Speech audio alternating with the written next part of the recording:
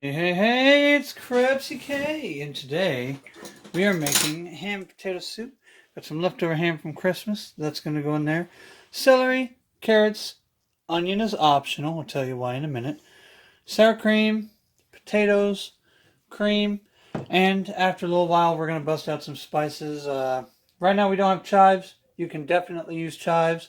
Parsley for some color, obviously a little salt and pepper if needed. Definitely pepper. You can use white pepper or black pepper depending on whether or not the kids want to see pepper in the dish. So what I'm going to do is I'm going to go ahead, I'm going to chop up this ham, I'm going to chop up the celery and these carrots. Only going to use half of this onion, by the way. And then I'll show you the measurements for the cream, sour cream, and potatoes. So what I'm going to do is I'm going to go ahead and get these chopped. Alright, and we're all chopped up. So, what we've got, one thing I forgot to add is you'll need some chicken stock or vegetable stock. One of these will do you. So, got our chicken stock or vegetable stock, half a cup of sour cream. This came out to about 6 cups of ham, cubed about this size, or 32 ounces. 3 cups of celery, 3 cups of carrots. I'm going to go ahead and use this whole onion, and I'll tell you why. I really love onion, and we're going to cook these up in a special way to really release some of that flavor. You don't have to do it that way. You could literally toss all of this in the crock pot and cook it for about 4.5 hours. So, one of these, one small, let's see, what's the size? 16 ounces of heavy cream. And it does call for a little bit of flour, but if you want to do my super secret way at the end, I'll show you how to do that. I think it's 1/4 of a cup of flour, but I use a super secret way of thickening my ham and potato soup because I don't want to use flour. Flour is bland. Okay, here's the secret. I use instant mashed potatoes. You got me. That's it. That's the secret. Anyway, so 3 cups, half a cup, 4 cups, 6 cups, or 32 ounces, 1 whatever sized onion you want to use, diced very fine, 16 ounces of heavy cream, and, what was it, 5 cups? 6 cups. 8 cups. 8 cups of potatoes, that's right, 8 cups of potatoes. So, I'm going to go ahead and show you how I'm going to prepare the onion, celery, and carrots. If you would like to do it this way, it releases a little bit extra flavor. If you don't want to make another dish, take all of this, put it in the crock pot for 4.5 hours, salt and pepper to taste. You can end the video right there. In the meantime, I'm going to go ahead and show you how I'm going to prepare these before adding it to the soup. Alright, so what we have here, we've got a tablespoon or 2 of butter in the skillet. Ooh, I need a spatula. It's a good thing they're right here. So, I'm going to go ahead, I'm going to start with this onion. Boom. What we're doing is we're making what's called a mirepoix. This is a common base for soup. You can use it, beef, chicken. It's a common base for chicken and beef soup. It's usually onion. I'm going to let the onion cook a little bit. Celery and carrots. Now, there's more than one type of mirepoix that you can use for a soup base. However, this is the most common.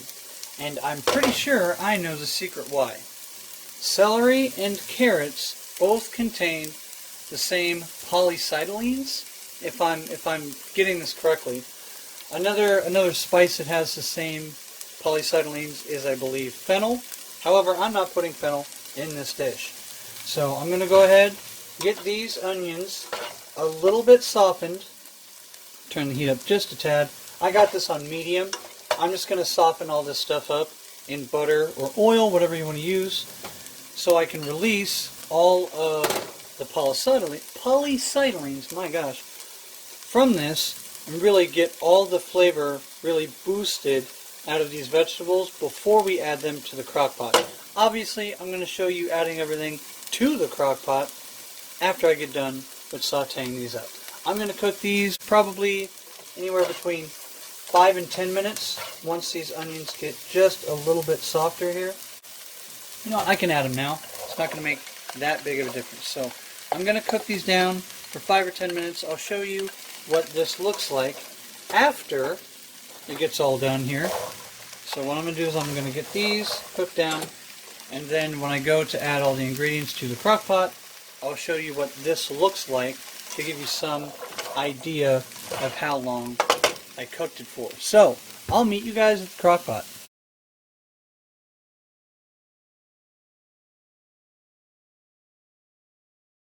Alright, and we are back. This is about an hour and a half in. All I'm going to do is I'm going to taste test this broth here. Does not seem like I need to add very much salt, if any at all. And since the ham still has to cook a little bit more, I'm not going to add any salt.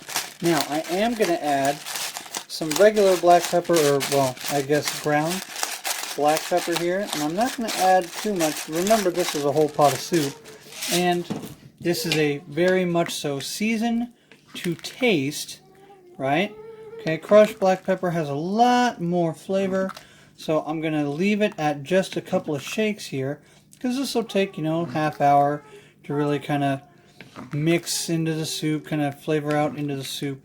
But don't forget, you're also going to want something for a garnish, a little added color. I have parsley here, but you can use chives. So you want the finished soup to look something like this. That way, it's got some curb appeal. It's got some good looking. Man, this is like the worst shaker for parsley I've ever seen. All right, we're going to start with just about like this. Remember, we're seasoning for an entire pot. So once this all gets mixed in, once it all gets all kind of mingled in together, once it all, see, now that looks gorgeous. See, it looked like a lot on the top, same thing with the pepper. Now that we have a good mix, got some green flakes in there, that looks good. The carrots and celery have cooked down quite a bit, as you can see. The potatoes have cooked down a little bit. We're not even halfway done, folks. But after the first hour of things getting kind of hot, you'll be able to start adding and playing with your seasoning there. So I'm going to leave this here. I'm going to go ahead, let it cook for another hour, and I'm going to taste test it. I'm not going to show you guys the rest of my taste testing process. Your taste could be different from my taste, could be different from your neighbor's taste. So, I was just kind of showing you, you could use parsley, you could use chives, I use crushed red pepper, you could use white pepper if your kids don't like, little black flakes floating in their soup. White pepper is a great way to add a pepper flavor, and the kids don't have to be put off by the visual aspects of the black pepper. Again, if you don't, if your kids don't like little green floaty things, and they don't understand that they like it yet, you don't necessarily have to use parsley. Just make sure that if you want a good onion flavor in there, after you make it the first time, kind of judge how much onion you put in there. If you want more onion flavor, go ahead and add more at the beginning, or I guess you could cook some up at this point, saute some up or something, real small diced pieces, and throw them in. Just remember, there's a line at which you can't add more onion and it be, really soft or small pieces. Your kids are going to find them, okay? If you don't care, you're not a picky eater, I would go chives, maybe some Italian seasoning, whatever you want to add in there, you can add in there. Definitely parsley, crushed or ground, grated, whatever it is, black pepper, that's what I would use instead of white pepper, because black pepper has bolder flavor. So, I'm going to go ahead, shut this guy down, let it cook for another couple hours, and I'll see you guys when it's all finished. Now, we are back. I gave this an extra hour just because the potatoes were cut slightly large, not a big deal. Just the bigger the potatoes are cut, the longer it's going to have to cook for the potatoes to start to thicken the soup. Now, if I wanted to eat this right this minute, and I don't find this to be very thick, if you will, like, it's busy, but it doesn't have that thickness. What you can do is you could take your favorite brand of instant potato and add it to your soup mix. Right in here, we've got some instant potatoes. Be very, very careful when you do this. Just kind of add some flakes, stir it, add some flakes, stir it. and let it finish absorbing some of that liquid, because what will happen is you'll make it too thick, and then you'll just have like mashed potatoes with carrots and ham and celery in it. Which, if that's what you're going for, you know, that's your bag, not mine.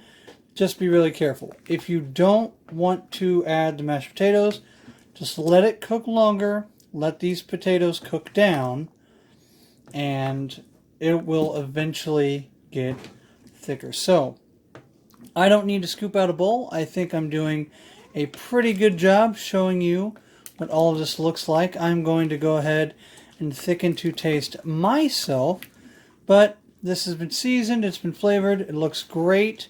You've got some small carrot pieces, you've got that parsley or chive that we added earlier to give the soup broth a lot of good color, a lot of accents. It stands out. It pretties it up. It tastes just the same without all the prettiness, but it does pretty it up, makes it look more appealing. So, now that I've stirred this and talked for long enough, I'm going to go ahead, thicken this just a little bit, and get myself a bowl. So, in the meantime, you all have a great day. This was KrepsyK, and I'm getting out of here.